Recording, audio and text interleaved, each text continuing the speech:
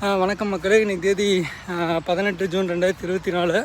600 நாட்களுக்கு மேலே பரந்தூர் விமான நிலையம் வேணான்னு சொல்லி மக்கள் சொல்லிகிட்டு இருக்காங்க.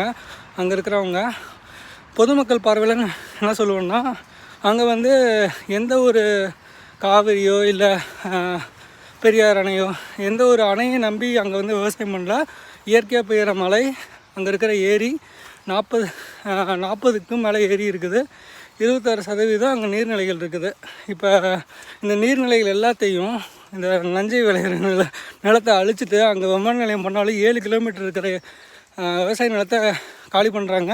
அப்படி பண்ணால் என்ன ஆகுன்னா, கண்டிப்பாக அங்கே எதுவும் பறக்கலாம் முடியாது. இப்போ அரசு அதிகாரிகள் என்ன பண்ணியிருக்காங்கன்னா, வறண்ட காலத்தில் அந்த இடத்த ட்ரான் மூலமாக அந்த 4500 ஏக்கருக்கு மேலே வீடியோ எடுத்து அங்கே 6% தான் நீர்நிலை இருக்குதுன்னு சொல்லி ஒரு தவறான அறிக்கை கொடுத்துருக்காங்க. மக்கள் தேர்வெடுங்க நீதியை. நன்றி.